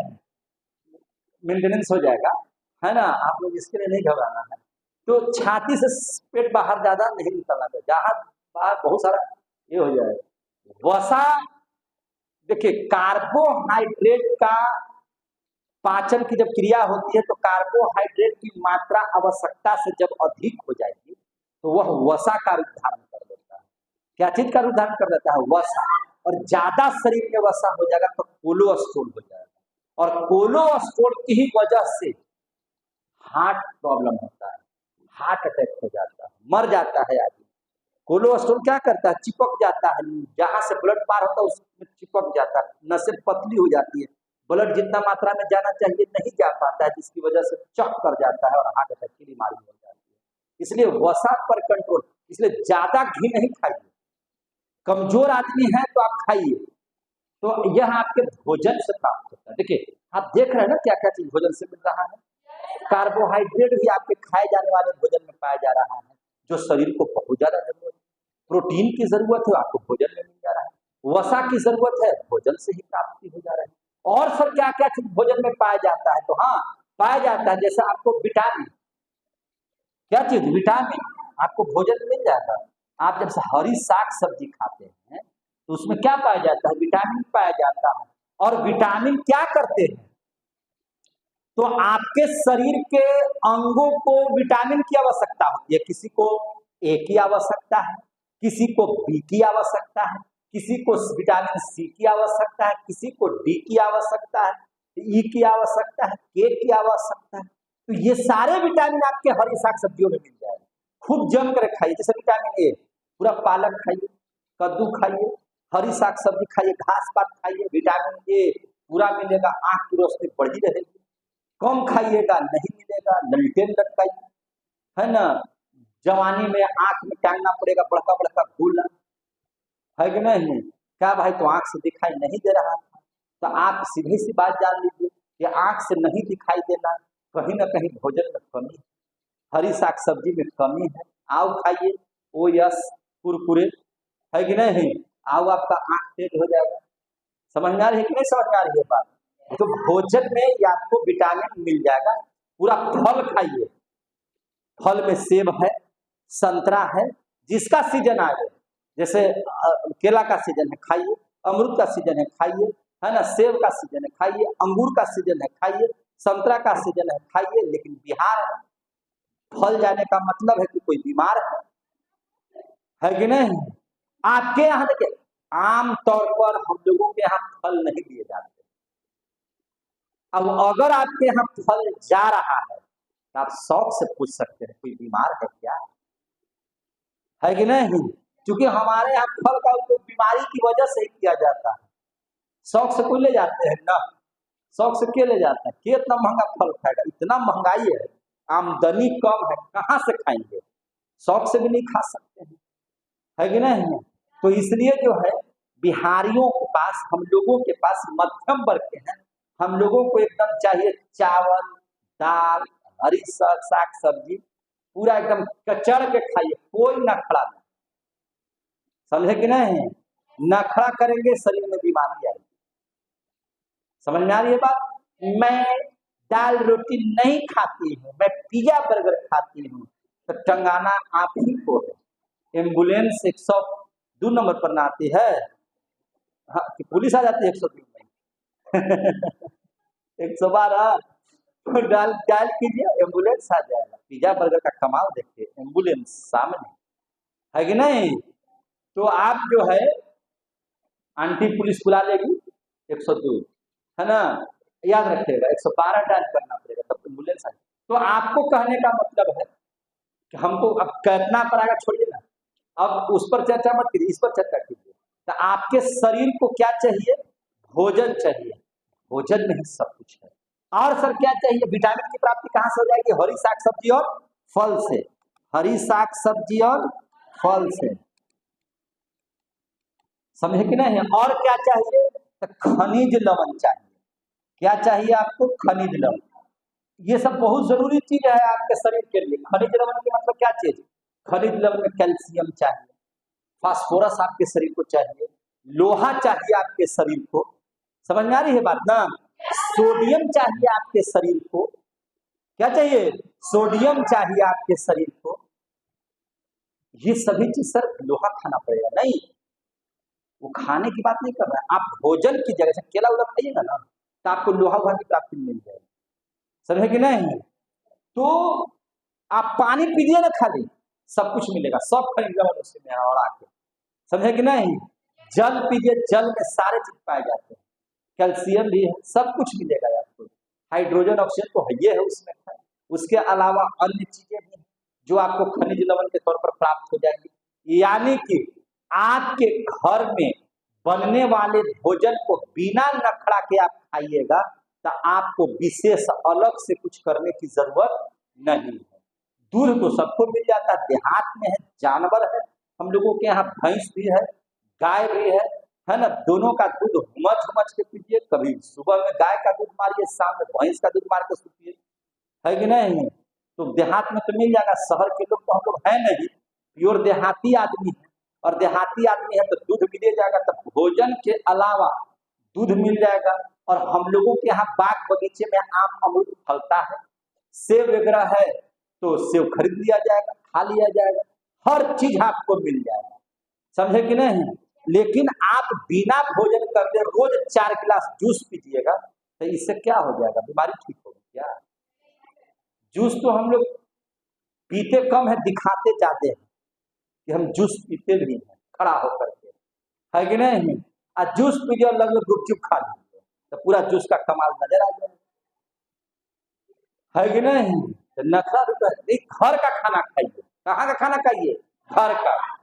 अगर ये पर्याप्त मात्रा में और प्रतिदिन आप करिएगा ना, आपका शरीर फिट रहेगा। तो सर बीमारी क्यों होते हैं? इसी में अनबैलेंस की वजह से। आप सही तरीके से भोजन नहीं करते हैं, जिसकी वजह से आप बीमार पड़ जाते हैं। क्लियर हो गया? चल रहा है ना हो। अच्छा, तो ये आपका हो गया पोषण। और पोषण क्यों जरूरी है, तो इस मैटर को आप लोगों ने यहाँ पे समझ लिया। कोई दिक्कत है तो बोल दीजिएगा, बोलिए। तो अब इस हिस्सा आप लोग है ना यहाँ पे, जिंदा है ना।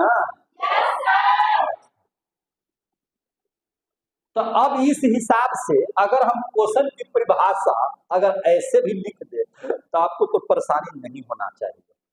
देखिए, कहा बोलता है, अगर हम इसके हिसाब से अगर पोषण की चर्चा ऐसे करें तो कोई दिक्कत है। क्या लिख दिए, पोषण। समझ में आ रहा है सब मैटर। वह विधि जिसके द्वारा सजीव, देखिए ध्यान से, वह विधि जिसके द्वारा सजीव, वह विधि जिसके द्वारा सजीव अपना भोजन,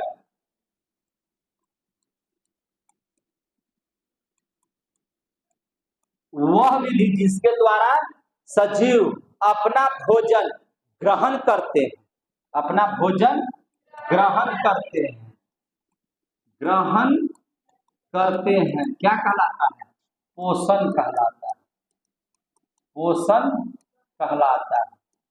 वह विधि जिसके द्वारा सजीव अपना भोजन ग्रहण करते हैं। तो यानी कि अब यहाँ से भोजन ग्रहण करने के तरीकों को अब जानना होगा। तो पोषण के बारे में जब आप चर्चा कर दिए हैं तो बात आगे तक जाएगी। कैसे जाएगी, तो पोषण के दो तरीके हैं। पोषण के आधार पर जीवों को दो भाग में बांट देते हैं। भोजन के आधार पर, भोजन के आधार पर अब जीव कितने भाग में बटेंगे, दो भाग में। भोजन के आधार पर अब जीव कितने भाग में बटेंगे, दो भाग। एक को कहेंगे स्वपोषी जीव, स्वपोषण। क्या कहेंगे, स्वपोषण। क्या कहेंगे, स्वपोषण। एक को कहेंगे हम लोग स्वपोषण और दूसरे को कहेंगे परपोषण। जब पोषण की बात होगी तो उसके आधार पर, भोजन करने के आधार पर, अब यहाँ पे मैटर समझिए, भोजन के आधार पर, भोजन करने के ढंग के आधार पर, क्योंकि लिखे वह विधि, अब विधि में आइए, पोषण करने की विधि है, तो विधि के आधार पर पोषण कितने तरीकों से बटेगा, दो तरीकों से, एक स्वपोषण और एक परपोषण। स्वपोषण को ऑटोट्रॉपिक अंग्रेजी में कहते हैं, क्या कहते हैं, ऑटोट्रॉपिक, और परपोषण को हेट्रोट्रॉपिक। तो याद रखिएगा, हिंदी इंग्लिश में स्पेलिंग याद है तो सही है, नहीं याद है तो आप ऐसे लिखिए ना भाई, ऑटोट्रॉपिक। ये बायोलॉजी है कि नहीं, आए तो सही है, नहीं आए तो ऐसे लिख सकते हैं, हेट्रोट्रॉपिक। ठीक है, सब विधि जाने यहाँ पे हेट्रोट्रॉपिक,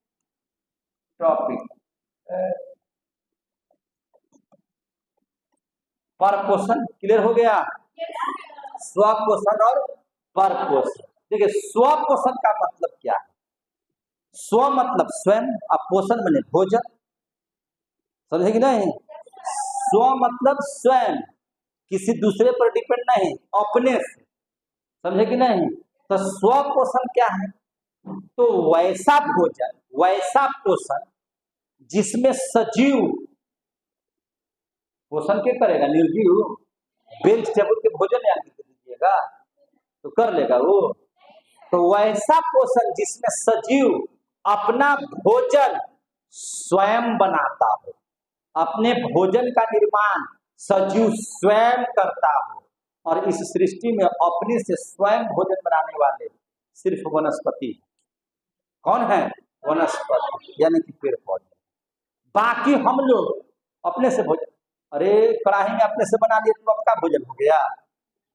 आप चावल बनाते हैं तो चावल की प्राप्ति कहाँ से होता है, पेड़ पौधा। तो हम लोग जो भोजन करते हैं वो दूसरे पौधों से करते हैं, लेकिन कभी भी आप देखे हैं पेड़ पौधा को कि कूद के गया, चूल्हा चौकी किया, भोजन बनाया, सब पेड़ पौधा आपस में बैठ करके खाना खा रहा है, देखे कभी खाते हुए, उन लोग में वो क्रिया नहीं होती है। जो हम लोग क्या करते हैं, एक जगह बना दिए, फटफट टेबल पर रखे, पूरा निकाल निकाल के उसको सबको दिए, एक साथ खा रहे हैं। कभी देखे हैं पेड़ पौधा को? देखे तो बताइए। हम खुद के हम रात में देखे थे सर, अमुआ वाला कूद के इधर आ गया, पलवा वाला कूद के इधर, सब अपने में बाल बच्चा खा रहा है। क्या बनाया था हो तो मत कहिए, मुर्गा रात चल रहा था। ऐसा देखे हैं? नहीं। अच्छा, ये पेड़ पौधे शाकाहारी है कि मांसाहारी है? दिमाग में शाकाहारी की मांसाहारी है। अब दिमाग में काम कर खाते हुए देखो नहीं तो क्या बताए, शाकाहारी है। अच्छा, कीट भक्षी पौधा नहीं देखे हैं? कीट को खाने वाला पढ़ाएंगे। उन लोग भी कीट भक्षी है, कीट खा जाता है सब, है कि नहीं? चलिए उसकी चर्चा करेंगे आगे। अभी आप देखिए, अभी जहां हमको चर्चा करना है वहां चर्चा करें। तो स्व पोषण किसको कहेंगे? वैसा पोषण जिसमें सजीव अपना भोजन स्वयं बनाते हैं, वैसा पोषण लिख देते हैं। वैसा पोषण जिसमें सजीव अपना भोजन अपने भोजन के लिए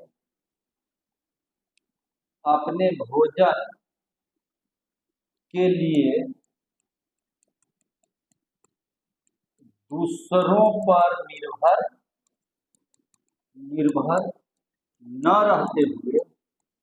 न रहते हुए स्वयं निर्माण करते हैं।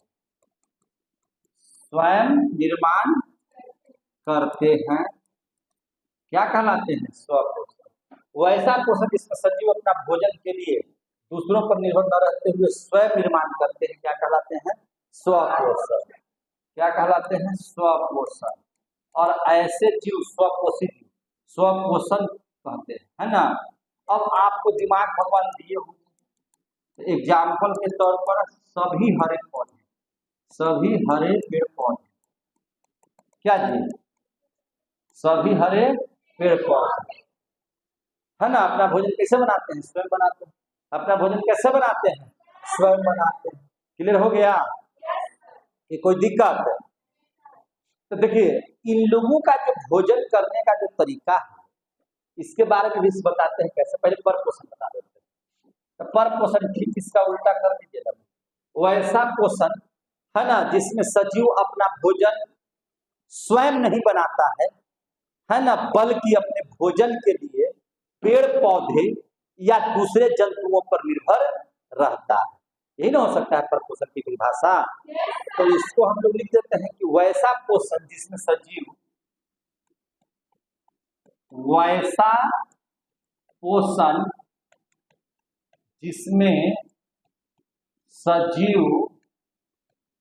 अपना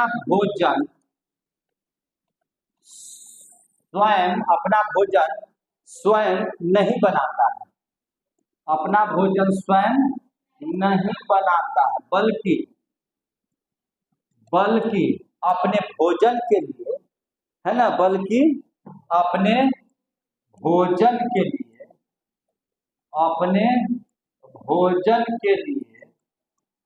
कहाँ निर्भर रहता है? दूसरे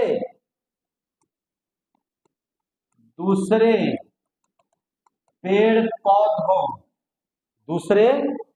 पौधों या जंतु पर निर्भर रहता है। तो जिसमें इसमें एग्जाम्पल के तौर पर क्या आ जाएगा? इसमें एग्जाम्पल के तौर पर कह सकते हैं सभी जीव जंतु, है कि नहीं? सभी जीव जंतु। अरे भैया, हम इससे दोनों बातें लिख दिया है। क्या लिख दिया है? जो अपना भोजन स्वयं नहीं बनाता, भोजन के लिए या तो वह पेड़ पौधों पर निर्भर है या किसी न किसी जंतु पर निर्भर है। जैसे जो शाकाहारी जंतु होंगे वह जिंदा रहने के लिए पेड़ पौधे पर निर्भर है, और जो मांसाहारी होंगे वह जिंदा रहने के लिए दूसरे जीव जंतु पर निर्भर है। इसलिए पर पोषण किसे कहेंगे? तो वैसा पोषण जिसमें जंतु अपने भोजन के लिए किसी दूसरे पर निर्भर हो, दूसरे पेड़ पौधे पर या दूसरे जंतु पर निर्भर हो, वैसे को हम लोग क्या कहते हैं, पर पोषण कहते हैं। और इसमें सभी जीव जंतु आ जाएंगे, कोई दिक्कत है? यहां तक की बात किसी को समझ में आया कि नहीं आया? आ गया समझ में? चलिए अब ध्यान से समझिएगा अगली बात, देखिए ध्यान से, यहां पर समझिए, इन लोगों को तो स्वयं जरूरत है भोजन, इन लोगों का भोजन तैयार कैसे होता है? पेड़ पौधों के भोजन के बारे में जरा सा हम लोग विश्लेषण करें। सभी हरे पेड़ पौधे हम लोगों ने कहा कि स्वपोषण है। पेड़ पौधे कैसे पोषण करते हैं? स्वयं पोषण करते हैं, किसी से मांगते उनते नहीं है, अपना भोजन चाहिए ये बना लेते हैं, खा लेते हैं, सब कुछ कर लेते हैं। कैसे? तो भैया हरे पेड़ पौधों को भोजन के लिए क्या क्या चीज की जरूरत है आप हमको बताइए। इनको भोजन बनाना है, सबसे महत्वपूर्ण चीज इनके भोजन बनाने के लिए क्या क्या चीज की आवश्यकता है, पहले इसके बारे में समझ। तो पेड़ पौधे का भोजन का निर्माण तब होगा जब इनके पास इतना चीज होगा। क्या चीज? तो सबसे पहले सूर्य का प्रकाश की जरूरत है। सूर्य का प्रकाश नहीं होगा, सूर्य का प्रकाश की बहुत ज्यादा जरूरत है। सूर्य का प्रकाश नहीं होगा तो इनका भोजन नहीं बनेगा। समझ में आ गई बात? तो सूर्य के प्रकाश की उपस्थिति में पेड़ पौधे अपना भोजन बनाते हैं। दूसरी बात, इनको वायुमंडल से क्या चाहिए? Carbon dioxide. क्या चाहिए? Carbon dioxide. कार्बन डाइऑक्साइड किसी भी स्थिति में चाहिए। कार्बन डाइऑक्साइड की भोजन बनाने के लिए, पेड़ पौधों को भोजन बनाने के लिए ये बहुत आवश्यक है। तीसरा, तो इनको जल चाहिए। तो जल क्या करते हैं? जल का इंतजाम कर देते हैं। जल बोले तो H2O की जरूरत है, जो जड़ क्या करते हैं, है ना, उसको खींचते हैं। जाइलम का क्या काम है? पानी को न पत्तियों तक पहुंचाना। जाइलम क्या करते हैं? पेड़ पौधों में एक भाग होता है जाइलम, और जाइलम का काम है पूरा जमीन से जल को सब जगह पत्तियों तक पहुंचा देना, क्योंकि पेड़ पौधों की पत्तियां ही भोजन का निर्माण करती हैं। कैसे करती हैं सब कहानी सुनेंगे। अब देखिए, और इसके अलावा सर क्या चाहिए? तो इसके अलावा इन लोगों को चाहिए क्लोरोफिल। क्या चाहिए? क्लोरोफिल। क्या चाहिए? क्लोरोफिल। क्लोरोफिल चाहिए। और क्लोरोफिल को हिंदी में आपसे कुछ पूछेगा तो क्या कहेंगे? हरित लवण। क्या कहेंगे इसी को? हरित लवण।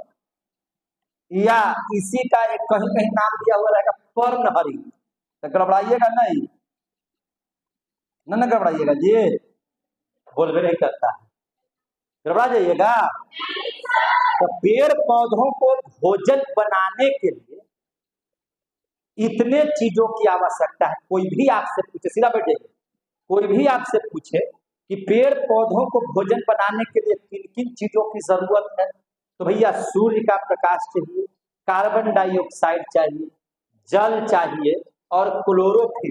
क्लोरोफिल नहीं होगा पेड़ पौधों में, जिसकी वजह से उन लोगों का कलर कैसा होता है? हरा टाइप का होता है।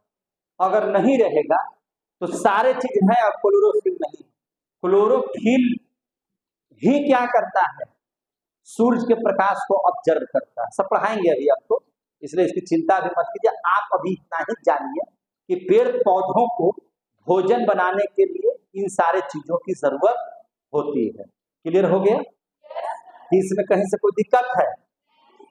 देखिए, आपसे कोई पूछेगा कि क्लोरोफिल, तो पेड़ पौधों के पत्तियों का रंग हरा होता है, किसकी वजह से? क्लोरोफिल की वजह से। किसकी वजह से?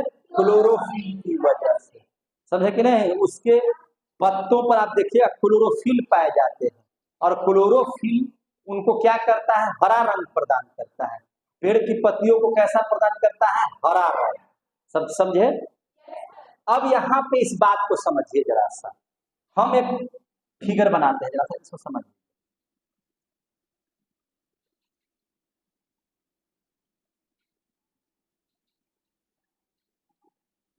ऐसी न पता होता है, बोलिए देखिए ये जो पत्ता है, समझे कि नहीं, तो इस भाग को पेशियोल बोलते हैं।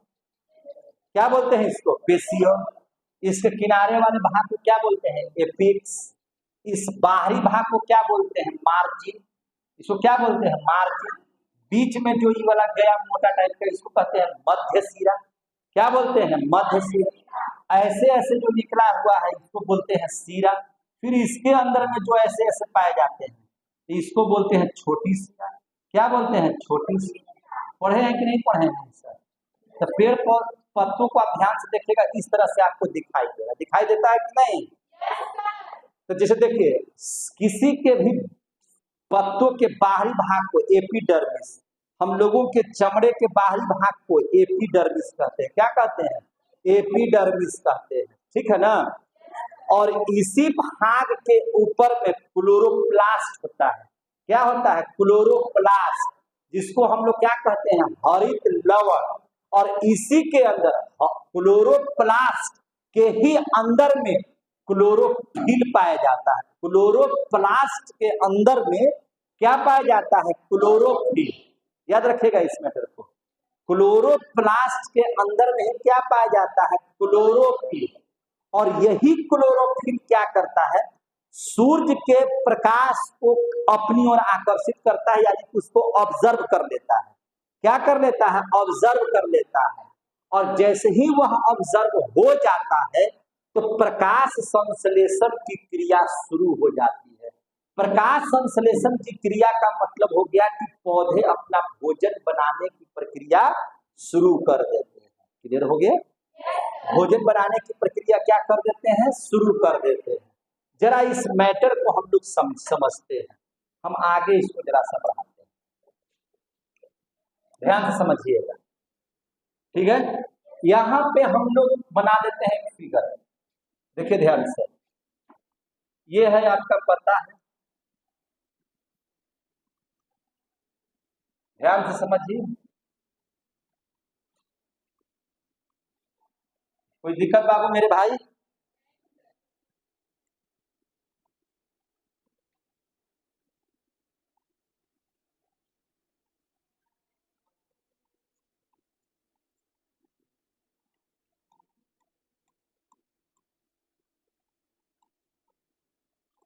ध्यान से समझिएगा।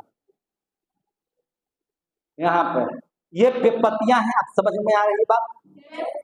देखिए सबसे पहले इस पत्ती के बाहरी जो भाग होता है उस बाहरी भाग को क्या कहते हैं? एपिडर्मिस। क्या बोलते हैं? एपिडर्मिस। बाहरी भाग को क्या बोलते हैं? एपिडर्मिस। अब देखिए इसी के ऊपर में, समझे ना, इस पत्तियों के ऊपर में क्या पाया जाता है? क्लोरोप्लास्ट। क्या पाया जाता है? क्लोरोप्लास्ट। क्लियर हो गया? यानी कि सबसे पहले देखिए पत्ती है इधर, पत्ती का बाहरी भाग, बाहरी भाग को क्या कहते हैं? एपिडर्मिस। ठीक हो गया? अब ध्यान से समझिएगा, इन बाहरी भाग के ऊपर में धब्बा टाइप का, कैसा? धब्बा टाइप का क्या पाया जाता है? क्लोरोप्लास्ट। क्या पाया जाता है? क्लोरोप्लास्ट। समझ में आ गया? क्लोरोप्लास्ट को हिंदी में हरित वर्णक कहते हैं। क्या कहते हैं? हरित वर्णक। जिसके कारण पत्तियों का रंग कैसा होता है? हरा। क्लोरोप्लास्ट के अंदर, क्लोरोप्लास्ट के अंदर क्या रहता है? क्लोरोफिल। क्या पाया जाता है? क्लोरोफिल। क्या पाया जाता है? क्लोरोफिल। और यही क्लोरोफिल क्या करता है? यही क्लोरोफिल क्या करता है? सूर्य के प्रकाश को ऑब्जर्व कर भोजन बनाता है।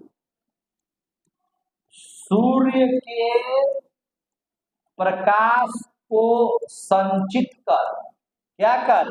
संचित कर क्या बनाता है? भोजन बनाता है। संचित कर भोजन बनाता है। कोई दिक्कत है? ये क्या करता है? भोजन बनाता है। समझ में आ रही है बात? जिसको हम लोग क्या कहते हैं कि प्रकाश संश्लेषण होता है। तो क्या इतना ही चीज चाहिए? नहीं, देखिए, संवहन उत्तक के तौर पर, संवहन का मतलब जो वाहन की तरह किसी भी सामान को एक स्थान से उठा करके दूसरे स्थान तक ले जाए।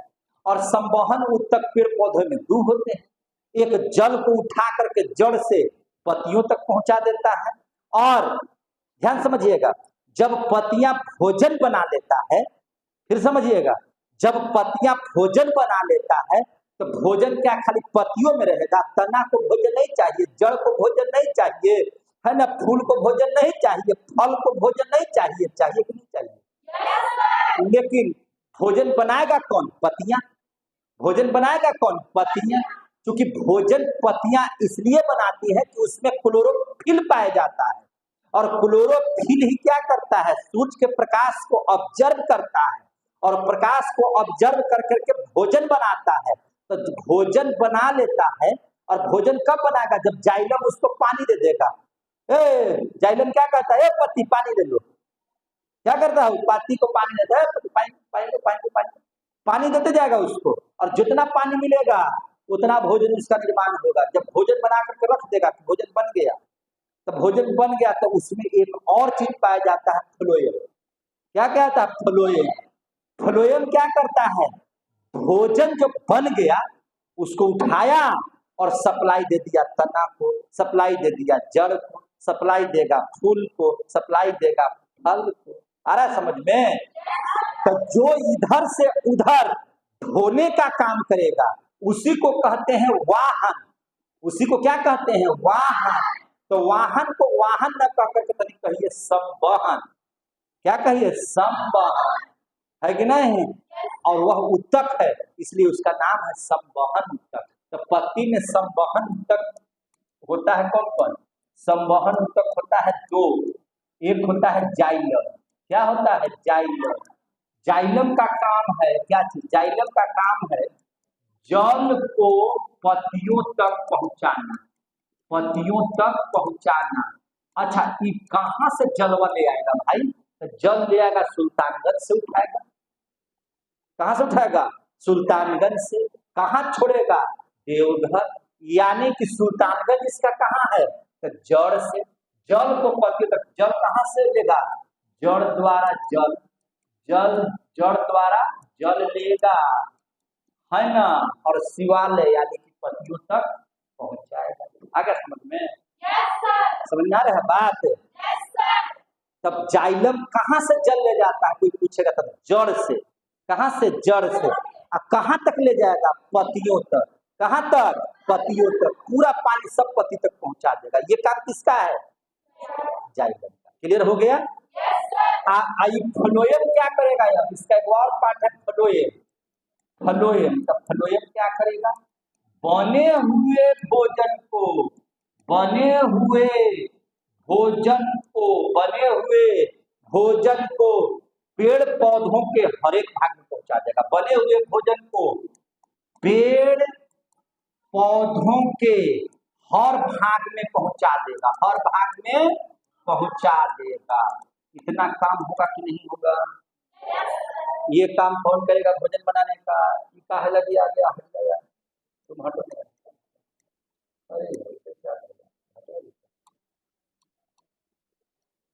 हो गया? पहुंचा देगा। क्या कर देगा? पहुंचा देगा। यहां तक समझ में आ गया? देखिए, अब इसमें क्या क्या चाहिए? तो वायु, क्या हुआ?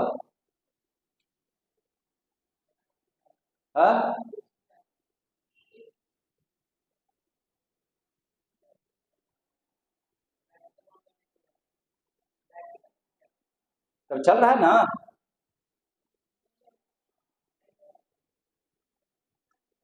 काट दीजिए।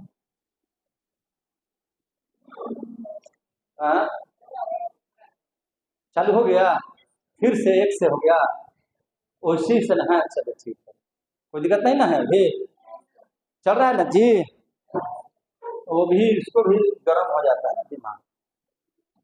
तो देखिए ध्यान से, अब जैसे ही इसका भोजन बनाने की बात होगी तो कैसे भोजन बनाते हैं समझ, पूरी प्रक्रिया को ढंग से समझेंगे।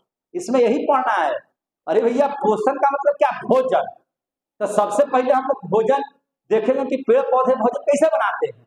जब पेड़ पौधा पढ़ा लेंगे तो फिर कीड़ा मकोड़ा के पढ़ेंगे, फिर सूक्ष्म जीव का पढ़ेंगे, फिर आदमी का भोजन कैसे होता है सबसे देखेंगे।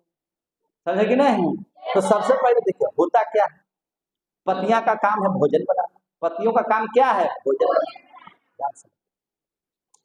वायुमंडल से क्या ले लेगा ये कार्बन डाइऑक्साइड, इसको कार्बन डाइऑक्साइड वायुमंडल से कैसे लेता देखिए, इन पत्तियों के ऊपर छोटे छोटे छिद्र होते हैं, इन छोटे छिद्रों को अस्टोमाटा कहा जाता है। क्या कहा जाता है?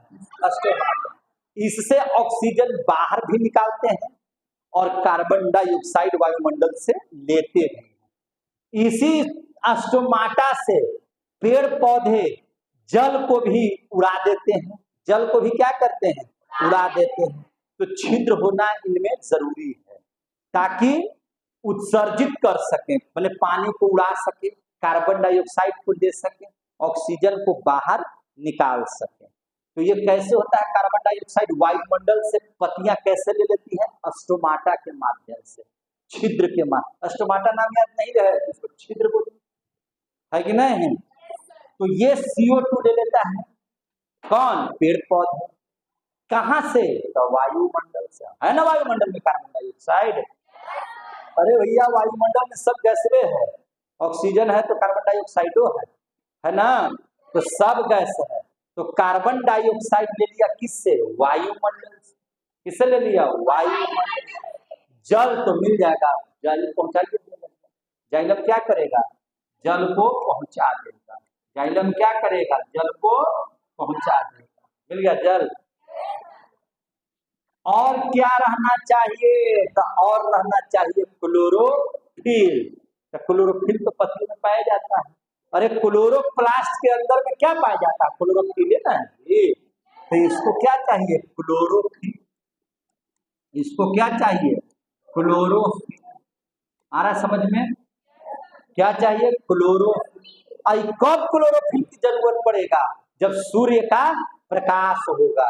सूर्य का धूप नहीं, सूर्य का प्रकाश, सूर्य का प्रकाश, सूर्य का प्रकाश। देखिए अब भोजन बनना शुरू हो गया, सारा चीज उपलब्ध हो गया। इसको इतना ही चीज चाहिए। पेड़ पौधों को भोजन बनाने के लिए क्या क्या चीज चाहिए? 4 चीज।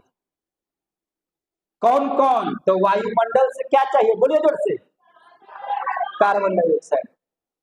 और क्या चाहिए? जड़ से क्या चाहिए? जल। पत्तियों में क्या होना चाहिए? क्लोरोफिल। किसकी उपस्थिति होना चाहिए? सूर्य के प्रकाश। इनका भोजन बनना शुरू, इनका भोजन बनना आग लग गया, भोजन बन रहा, समझे? अरे भैया इतना हो गया, देखिए ना तीर का निशान मैंने अभिक्रिया हो रही है, मैंने बन रहा है। बनने में समय लग रहा है, लगेगा ना? बन रहा है, बन गया। हाँ क्या हो गया? भोजन बन गया। कैसे बन गया भोजन? ध्यान दीजिए, भोजन बन गया।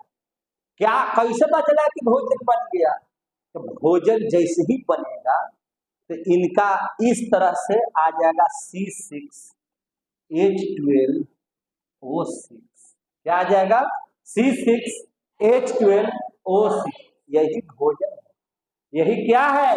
भोजन।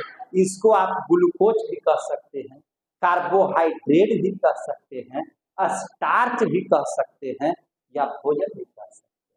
ये बन करके हो गया तैयार। समझ में आ गया? तो जब भोजन बनेगा, जब इन लोग ऐसे प्रक्रिया करेंगे तो इनका क्या हो गया? भोजन का निर्माण हो गया। यही भोजन है। इस भोजन का कितना नाम दीजिए? कोई इसको भोजन कहता है, कोई इसको कार्बोहाइड्रेट कहता है, कोई इसको स्टार्च कहता है, कोई इसको माड़ी कहता है, कोई कुछ कहे, कोई इसको फल